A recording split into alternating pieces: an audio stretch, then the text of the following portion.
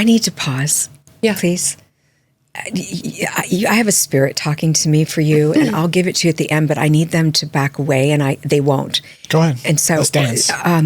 What? Permission. I said, yeah, let's dance. You have permission. Okay, we have a dance? Okay. Yeah. You have two, actually, that I feel around you. One is Vincey Boy or something like that. That's my mom's brother who died of essentially suicide. Oh my gosh. So, That's what we're talking about. Okay, well, he put himself in a really bad position to lose his life. Yeah. Yes. That's what he's telling me. So, yes, it was essential it was suicide. blue suicide? Yeah. Oh, sorry. Yep. He just wants everyone to know he's here and he's okay and he's loving what you're doing. He wants to tell you that he is a support system for you. Please tap into him.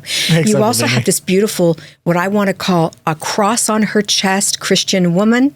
She has an M name like Mar something, Mari, Mary, Margaret, something like that. And she's telling me, my boy, she wants you to know she's here. She also is acknowledging your father, so she must be on your father's side. And she's telling me that she got sick. She got sick and she left really rapidly. And it was very difficult for anyone to handle. And she says, I didn't suffer at all. If you got to go quick. That's the way to do it. Yeah. And she's saying, I love you so much. I'm so proud of you. And she says, tell all the kids I'm around. And you let my son know that God really does exist. And he knows that, but you let him know I know. Thanks. I just had to Thank you, Nanny. That's Marge, my dad's grandmother, who was hit by a car crossing the street to church and went into a coma. Going to church. There it is. There's the cross. And she must have been looking at the cross. One of my great regrets is I didn't see her when she was in a coma. I've apologized many times. Honey, she saw you. She just said that, not me. Yeah, thanks. I want to say that. She saw you. Yeah. Never have regrets when you think of her, because that's the last thing she wants you to have. Okay. Yeah. She wouldn't have wanted you to see her like that. She's very protective of her family. Yeah. Yeah. Okay. Yeah. I love you both. That's amazing. And thank you for sharing that. I think Vince was in things he shouldn't be in. Yes. I'm just going to say that. And he almost set himself up. He did. But because he was frustrated with his journey. He struggled. He had struggles. But he said, you know what? I'm great. I'm doing great. I'm not coming back till I see my sis. He just wanted to say that. He's waiting. And she's got a long journey. Is that your mom? That's my mom. She's got a long journey. Good. So, he's waiting. Thank you. That's amazing. So my Uncle Vinny was murdered. He was shot in the head in broad daylight in New York City. And we believed that he did struggle with addiction and depression. And we believe that he caused his own death. He set himself up because he was trying to put behind bars a bad person. Mm-hmm. That's amazing, and you're spot on. And thank you for doing that. That's going to mean a lot to my mother and my father who watch the show. And is that your dad's mom? That's my dad's mom. Boy, I like her. She's a spitfire. Yeah. She is. She's kind and loving and really has a strong belief system. Always has, always did. Feels like she raised her children well. She's very proud of your father. Yeah. And she wants me to tell him that everything is going to be okay and stop stressing so much. It's not good for his health. Yeah. Oh my God. Everything will be okay. Not to worry. She takes care of her own, she says. Okay. She's a little spitfire. Okay. I'll tell him. Yeah. Thank you. All right. I had to do it. God. No, okay. thank you so much. I couldn't even hear your question. That's okay. What was I asking? Jesus. Hold on. Let's just stay. Thank you, by the way, for doing a reading. Thank you so much. Let's stay in your channel. We don't have to go back to the your grandmother's a gifted medium. Did you know that? My grandma? I don't think she told anyone. I don't know. I don't think she wanted to be in that realm. Can I tell you, I literally just today was like, I wonder, wish I would have asked Grandma more about her spiritual gifts, because I didn't ask her. Literally, well, you got them from her. All your gifts are from her. She's definitely a spirit energy. Definitely. I've been asking her name for quite a while, but she does know someone named Ellen or Helen or something like that. I don't know who that is to her. It's got to be a family member. I would just hold it. Familiar, yeah. Yeah, look it up. You'll find it. And she hasn't given me her name because sometimes they just don't. Sometimes I hear them really clear and sometimes I don't. But what I will tell you is, and she also knows someone with a D name, like Dolores or Donna or something like that. She's also connected to. So just look that up and you'll find it. But she wants me to tell you that you got it from her. And that's this question you've had in your mind. She wanted to share with you. Just today. Yeah. She wanted to share it with you. So you don't have to question it anymore. That makes sense. She's my girl. Yeah. Yeah. Yeah. She's love. She's love. Oh, I like her. thank you. She'll kick your ass. I'm sorry. She will. See, I like people like that. Yeah. I'm a, if you got to say something, say it. Your grandmother likes colors. So she sends you colors. So I want you to remember that. It might be rainbows. It could be prisms. Colors are important to her. So when you wear colors, it pulls her in. You like black, but she likes you to wear colors. Okay. So I'm just letting you know that. Your grandmother loves the garden. Hummingbirds are her thing. And she brings them to the family all the time. Yeah, I see a lot of hummingbirds. Yeah.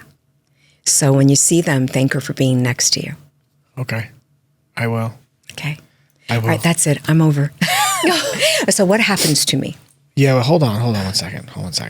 Let's first off, thank you. Yeah, thank you. And you can leave the channel open and whatever comes through comes through. There doesn't don't think she closes it to down. close. Yeah. So the other thing is, okay, because I wanted to ask this question when you were talking originally. You were speaking how the spirit world speaks in symbols and metaphors. Yes.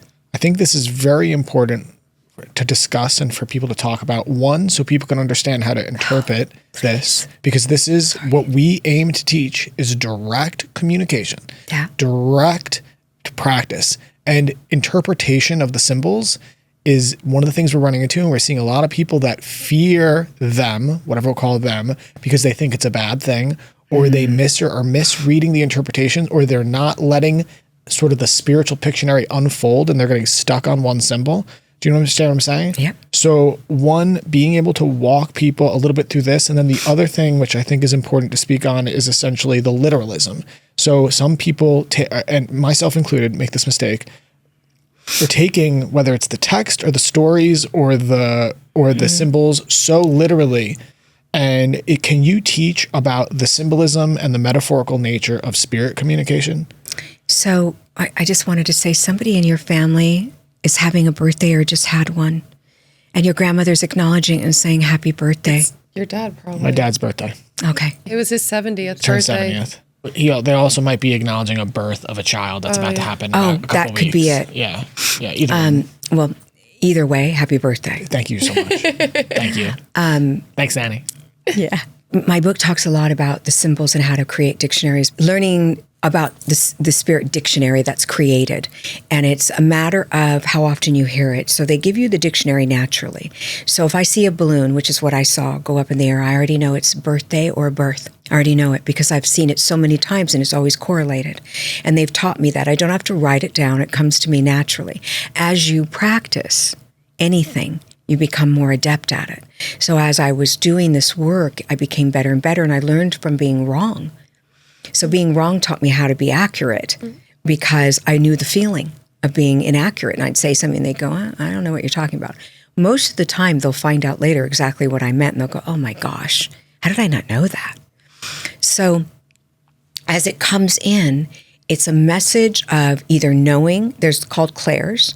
There's clear cognizance, which is a clear knowing, which is what I use. There's clairvoyance, clear seeing, clairaudient, clear hearing, and clairsentient, which is clear feeling. So I might feel how they left very briefly, then I know. So if it was like getting hit by a car, a quick death, I might feel the quick death. I may not feel the car, but but I might see one. I might see where they were. Like your grandmother was telling me that she saw a cross, so she was by the church. She said, that makes sense to me. So everything is metaphorical, yet it is a dictionary for you. And they usually speak in metaphors. Some people have where they see a film go across their eyes. I don't see that. That's not something that I pick up. I don't need to because I have claircognizance. I just know. I know they're in the room. So in order to master that, it's to practice that. So I teach how to practice it in the book, but I also can tell you one of the ways that I practiced it.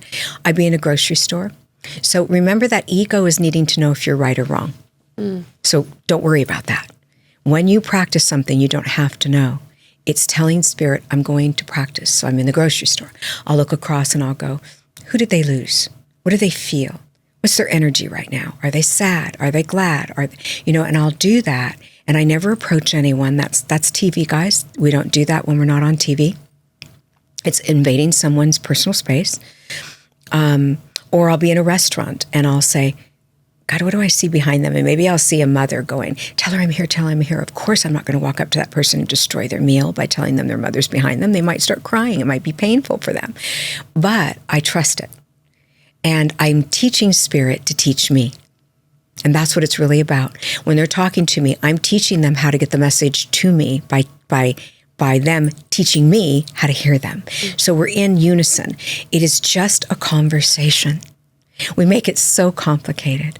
If it comes into my head, I trust it and I give it. Right or wrong, I give it.